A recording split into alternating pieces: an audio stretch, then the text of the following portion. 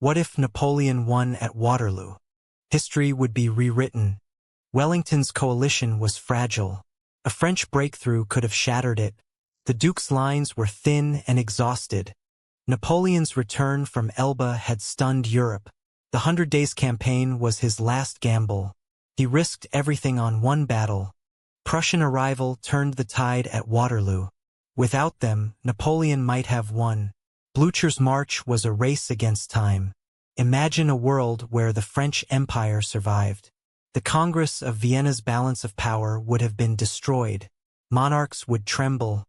Britain's naval dominance might have been challenged. A French-controlled channel could threaten invasion. The Royal Navy would face a new enemy. Nationalism and liberalism could have taken a different path. French revolutionary ideals might have spread under an emperor. The Sebelum century would be unrecognizable. This is the pivotal moment we explore.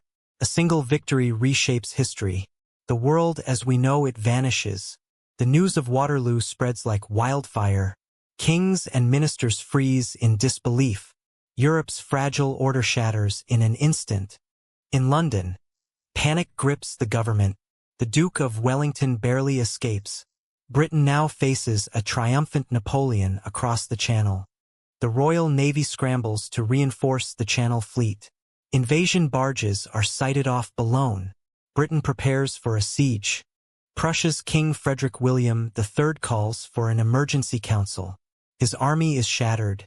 Berlin lies open to French advance. Austrian Chancellor Metternich receives the news in Vienna. He immediately orders mobilization, but his allies are scattered and demoralized. Tsar Alexander I of Russia hesitates. His army is far from the action. He waits, calculating whether to fight or negotiate. Napoleon wastes no time. French troops march into Brussels. Belgium is annexed by decree. The Rhineland follows within weeks. The Confederation of the Rhine swears renewed loyalty to Napoleon. German princes scramble to prove their allegiance. French influence deepens. Napoleon reimposes the continental system. All European ports close to British ships. British merchants watch their trade collapse. In Spain, French puppet king Joseph Bonaparte faces guerrilla uprisings. But with Napoleon's victory, resistance weakens. Spain remains subdued. Italy stays under French control. Napoleon's stepson Eugene de Beauharnais governs Milan. The Kingdom of Italy expands eastward. By the way, if you like this discussion, don't forget to subscribe. There are many more interesting topics coming up. Lightbulb. Economic unrest erupts in British industrial cities. Workers protest the blockade. Food prices soar. The government fears revolution. Napoleon offers peace. He demands recognition of his empire and the continental system. Britain refuses, but isolation is painful. Europe holds its breath. A new order emerges from the chaos. Napoleon stands unchallenged. But the seeds of future conflict are sown. Decades after Waterloo, Europe is a very different place. The Industrial Revolution has spread, but not as we know it. France leads in technology, but innovation is state-controlled. Every patent must serve the empire's glory. Nationalist movements in Germany and Italy are ruthlessly suppressed. French-backed monarchs crush any hint of liberal revolution. The liberal revolutions of 1848 never succeed. French troops march into Berlin and Vienna to restore order. Across the Atlantic, the United States remains isolated. Without a European balance of power, America avoids foreign entanglements. Colonialism takes a different shape. French Africa expands from the Maghreb to the Congo, swallowing vast territories. Britain focuses on its global empire but loses influence in Europe. The Channel becomes a frontier between two worlds. Russia modernizes under pressure. A French-led alliance threatens its borders, forcing the Tsar to industrialize rapidly. The Crimean War never happens. Instead, a Franco-Russian clash erupts in the Balkans over influence in the region. By 1900, a Cold War-like standoff exists. The French Empire faces a British-Russian bloc, each side armed to the teeth. technology advances, but without total war, progress is slower. No world wars mean no rush for atomic weapons. Colonial independence movements gain traction but are co-opted by France. Local elites are bribed with titles and trade. The League of Nations is never formed. Instead, a French-led concert of Europe dictates continental affairs. Communism and fascism are marginalized. Bonapartism becomes the dominant ideology, blending nationalism with authoritarian rule. The stage is set for a very different dual century, a world of empires, not nation-states, where the butterfly of Waterloo still flaps its wings. By 1900, the world had split into two superpowers. The French Empire dominated Europe. Britain ruled the waves but stood alone.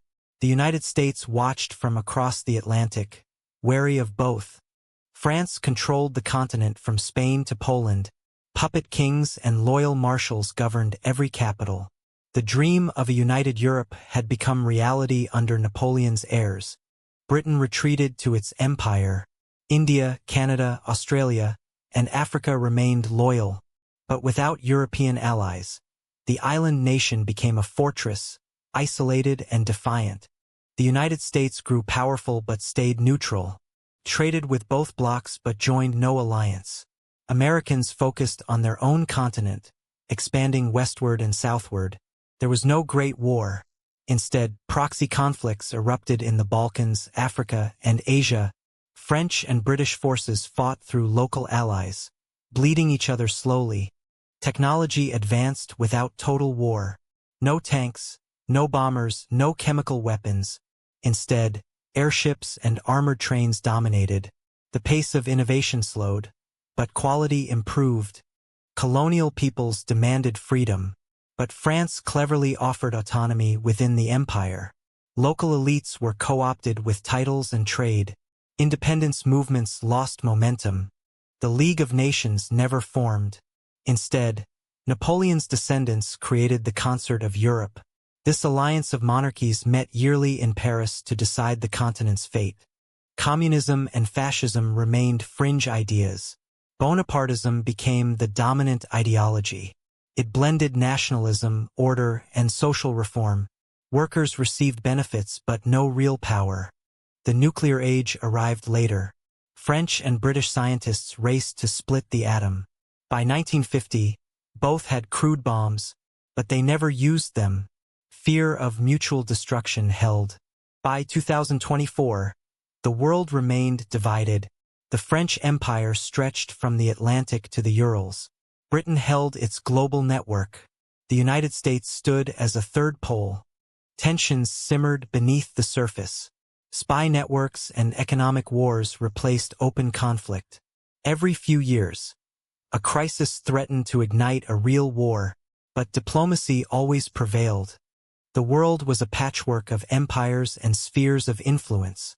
Nation-states as we knew them barely existed. Borders shifted with marriages and treaties.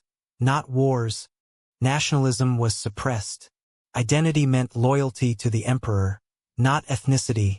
Schools taught French as the universal language. Local cultures survived but were subordinated. This fragile peace held for over a century. But beneath the surface, change was brewing. New generations questioned the old order. The question remained, how long could it last? Hi everyone. Quick reminder. Subscribe for high-quality daily content. Sparkle's next episode. A plot twist you won't expect. Subscribe now. Face screaming in fear.